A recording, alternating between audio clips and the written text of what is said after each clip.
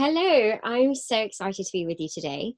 I'm Natasha Tiwari. Um, I'm a psychologist and CEO of the Veda Group.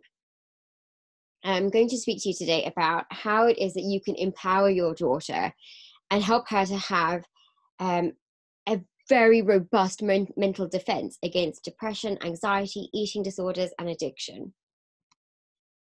My intention today, what I want to help you achieve is a solid knowledge base on how you can secure good mental health for your teenager so that she will be happy, healthy, and more able to work with ease towards her goals. Secondly, how you can mentally immunize your child against threats to her mental health so she can thrive and you can rest easy knowing that she's thriving, knowing that she's reaching towards the peak of her potential. And then number three, in the circumstance perhaps that we're past the point of talking about protection against ill mental health, if you're already battling with threats to mental health, or you think that your teenager already is showing symptoms of depression, anxiety-based disorders, eating disorders, addiction, I'm going to give you some advice about how you can go about getting help and how you can put into place an effective plan of action. And then before I continue, one last thing that makes sense to say, I'm referring to your daughters because this great event is being hosted by the GDST. But of course, I want it to be clear that you can use this advice also for your sons. And I might refer to your teenagers because of the age at which of the schools that are participating, but actually the advice applies also for your younger children. A little bit about me, I'm sharing in the spirit that you probably want to know who you're learning from today, but also I think it's important that I do share with you, because when we're talking about your children's mental health, you want to know that you're taking advice from somebody who knows what they're talking about and that their opinions are backed by real expertise. I'm a psychologist, I'm an ex-teacher, I'm the founder and CEO of the Veda Group. The Veda Group is a company which works with families to secure educational advantages and opportunities in education, but also works across wellness and health. And so when there are issues around special educational needs, giftedness, mental health challenges, and mental health crises, we step in and we support. My interests really are quite varied. I'm very much so interested in understanding how it is that a child or a teenager can be in a flow state, how we exist at our most creative, what it means to thrive, what it means to be gifted. And these are the things that I work with my clients around. But simultaneously, I see a lot of kids who are suffering from depression and anxiety disorders. And so really, these two things sit on two sides of the same coin. My thoughts on these topics are often featured in the mainstream press, and I've lectured about these things at UCL and the University of Oxford. To paint a picture of what the mental health climate is now for teenagers, the statistics tell us that 7 out of 10 teenagers are now suffering from some kind of mental illness. That is based on what is reported, and so therefore the real figure is likely higher. Only 30% of those kids who report their mental illness and get a diagnosis, which is actually quite a smaller number than all of the kids who are suffering, get the intervention that they need. Depression and anxiety has been recorded in children as young as 7. I would have it though that actually I see kids showing symptoms much younger. Social media, software, apps that are designed for kids are designed to be addictive. They work on the dopamine systems of the brain. And actually, once those systems have been hijacked by tech, it means that your child's vulnerability to other addictions and other anxiety-based disorders becomes far more prevalent. Eating disorders are manifesting in new ways because of trends around body shape. And also the way that they're being perpetuated across social media, which has a stronger and stronger foothold in normal society. COVID-19 anxiety is something that's affecting a lot of kids right now. And social anxieties are being multiplied as kids try and navigate their new social lives, which exist now entirely online. My philosophy, when I think about nurturing kids' mental health, I come from a position of thinking that every child is truly unique. They're unique because of their genetics. They're unique because of their experience. Epigenetics tells us now that our experiences change the way that our genetics express themselves, and actually that we inherit that also.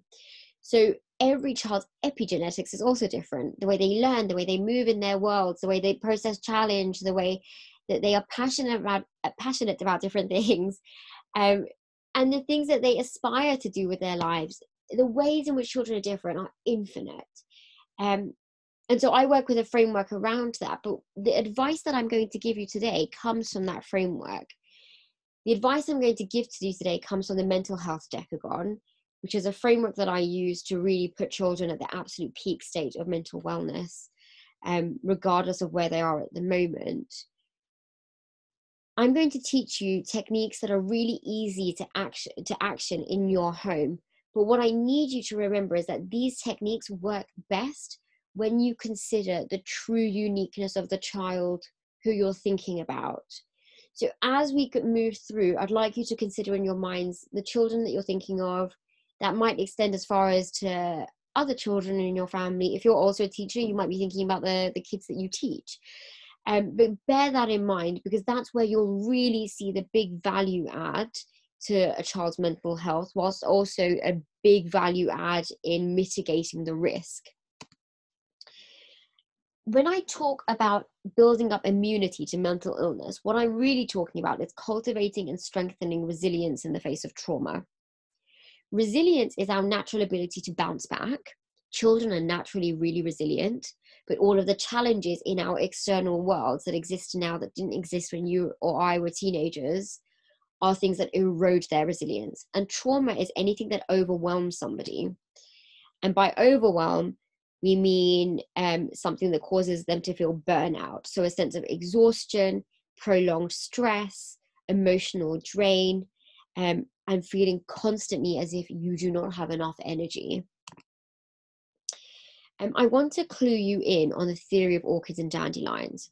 Genetically, we know that 1 in 6 people are highly sensitive. And what that means is that those people, I'm included in that group, are highly sensitive to their own emotions, highly sensitive to other people's emotions, maybe highly, it's different for all, but highly different also to environmental changes like temperature, the noise, people. Orchids are the highly sensitive people I'm talking about, but also often gifted in some way, really good at something. They really shine in a certain area. But when something happens which knocks that person off center, knocks that child off center, it takes them a bit longer to bounce back. They need a bit more sensitivity and they need a bit more nurturing. Orchids are that 1/6. The other 5/6 are the dandelions. Dandelions are wonderful and special and talented also, but they just fare a bit better, a bit easier. Dandelions thrive no matter what the circumstance. Orchids need to have their circumstances considered more gently. Maybe they take longer to learn how to do things, but once they've learned it, they really shine. That's a really interesting sign of being an orchid. If you're raising an orchid, you'll be hearing me say all these things and you're thinking, yep, that's my child. If you go to the website below, there's a quiz that you can take to work out if your child's an orchid or a dandelion. But I want you to bear those two things in mind as I move through the inoculation techniques also. If your child is an orchid, they will be more sensitive and they are going to need more nurturing to be inoculated against mental illness. And they are more likely to be vulnerable to mental illness. Immunity to mental illness for me starts with safety. When we feel safe, it's easier for us to thrive. It's impossible to thrive if you don't feel safe. In competitive schools and for children who are competitive and have big ambitions, there's a big narrative around push yourself, do this, because it worked for that person. Everything you want is outside of your comfort zone. Push harder, try harder. And in the unconscious mind, that can make a child feel very unsafe without even realizing what's happening. If you can cultivate a sense of safety around them, you inoculate them against the insecurity that's related to feeling unsafe. And I would say a really easy way to do that is to have a conscious effort to spend time together as a family and lots of hugs. It's so simple. But when we hug, oxytocin is released in our brain. And that, as it moves through our bloodstream, it causes us to feel calm and it causes us to feel safe. It's impossible to be feeling calm and safe and then to also feel stressed at the same time. Also, cultivating a sense of groundedness. When you are grounded, what you really have is a sense of security in that where you are is able to hold you. It adds to your sense of safety. When you consider your family home, you want to be able to have a sense that your family home and your family unit is an anchor for your child. And what that means is no matter what happens, no matter where your child goes, no matter what happens and what comes at your child has a sense that they are guarded in the safety and they are guarded in the safety of the family unit, and that they are anchored safely in what is your unit that you have created. Safety and groundedness sound like very similar things, but they are different. When someone is grounded, it refers to a longer lasting period of time when you feel like you are secure. A way in which you can create this in the household is something that psychotherapists call holding space. So when difficult emotions arise, do not sweep them under the rug. Talk about them. This is hard. I know you're hurting. I know you're struggling. We can sit together and talk about this, or maybe not even talk about it, but we can sit here together and feel it together. So often parents want to avoid difficult emotions and they want to wait. Like, I think there's a real trend actually over washing over things with a wave of positivity. It doesn't take away though from the truth of what your child is feeling. And if you don't have space in which to express those feelings for your child, they will feel very insecure. That insecurity is what leads to feeling alone, and that leads to feeling depressed, anxious, and those things give rise to things like eating disorders and addictive behaviors to cover up those more difficult emotions that weren't initially addressed. Cultivating gratitude. This is really interesting, but clinical studies show us that when we look at the brains of people who are in a state of feeling grateful, the parts of the brain that we see being active during depression are not. And so with that in mind, cultivating rituals around gratitude is such an easy thing to do, and it's so powerful. That might be as simple as writing gratitude lists.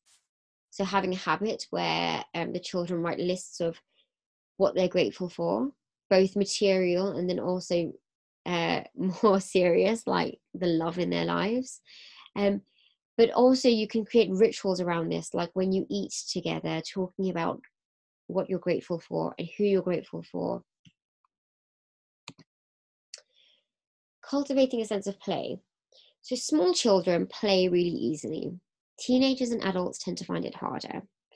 But it's not impossible for adults and teenagers, even if it's not play in the sense that we think of with small children. If an individual is in what we call a flow state, they're in a position where the activity they're spending time on, they're enjoying themselves, they don't want to rush it, they want to give it their best effort, they might feel challenged at times, but they don't feel overwhelmed by that challenge. They recognize that they're getting better and that they're growing and they're enjoying it. If you can create a flow state around the things that your child needs to do that causes them stress, you put them in a position to be more resilient to the stress that might usually be induced by that activity, like schoolwork, thinking about the future, setting ambitions. And one way in which you can do that comes back to growth mindset. If you haven't already heard of growth mindset is the concept that your future ability and your future opportunities are dependent on how much effort you put in, not on how talented you are or what your position is now. And therefore, you're really the master of your own destiny because you get to choose how much effort you put in. I know lots of people who think of growth mindset as being binary. You have it or you don't. I think of growth mindset like a muscle. You can exercise it or you don't. And it might be strong at times. It might be weaker at times. But the more you exercise it, the more strong it gets. And you have different muscles for different parts of your body. Likewise, you'll have different mindsets for different areas of your life. The best way you can equip your child with a growth mindset so as to help them to feel supremely confident, and then again inoculate them against the anxiety which sets in from so much of their lives, is to show that you have a growth mindset yourself. From a psychotherapy perspective, you as a parent to your child, you are the sun and your child is orbiting you. I'm sure most teenagers would never say that out loud, and they're probably not even aware that it's true for them. But in the unconscious mind, it certainly is. You are their first role model and they will do as you do. So when you are spending time together, talk about the things that are going on for you that you have to try harder for. Tell them about the places in which that you're putting in effort. Tell them about the goals that you're working towards, and talk about the fact that you are embracing the journey as much as you are looking forward to the result. Making this language a part of your family's lexicon will have a profound impact on how your child perceives themselves and how they perceive their ability to surpass challenge in a way that feels like what I said before, flow state, in a way that feels like play. And there will be some of you who are watching this and thinking that it all makes sense. A lot of the advice that I've given you, it's things that make sense, but you're thinking that you're past the point of talking about inoculating against ill mental health. And if you're starting to worry, or perhaps you've been worried for some time that your child has anxiety that needs extra support, or is showing signs of depression, or something terrible has happened and it has impacted their mental health, and you can see the disordered eating at play, you're probably then thinking, when is it time to seek help?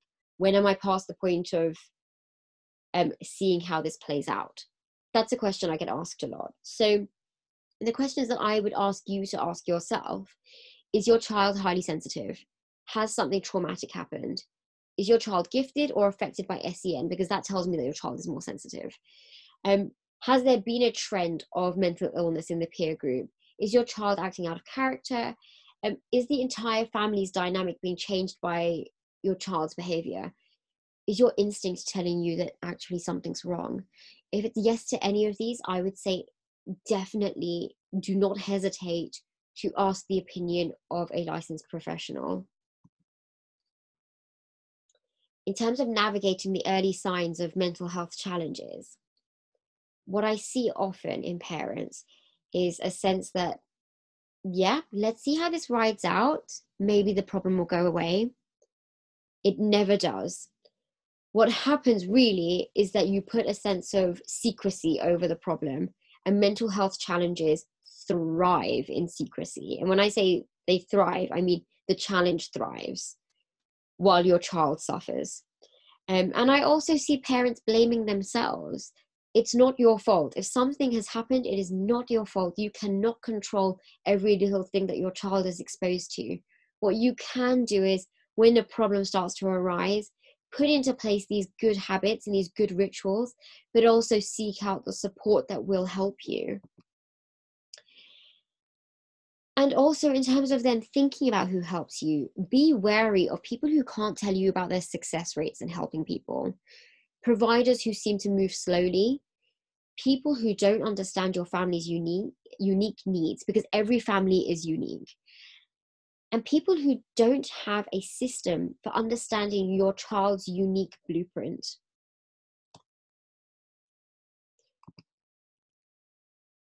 To close, you can defend against mental illness. But at the same time, if you already see mental illness in your home, it's never too late to step in and do things to reverse the damage and move forward from the suffering. All of the advice that I've given you comes out of the mental health decagon. If you want a copy of the full set of the notes, if you follow the link that I'm about to give you, you can completely take that from me, and I can also share with you details on of all of the other points on the decagon, which I didn't have time to get through today. The fact you're here tells me that you're an incredible parent. You could have been doing any number of other things on a Thursday afternoon, but the fact that you've taken 20 minutes out of your day to think about how you can do this for your children, I salute you. It's important work, and it's serious work, and not everyone does it. So you are really giving your child a gift when you do. Thank you so much. It's been my pleasure to be with you. As I said, if you want a copy of the full set of notes, if you just visit this link, they will be there for you. And if I can help you in any way, please feel free to be in contact. It would be a pleasure to hear from you. Have a good day.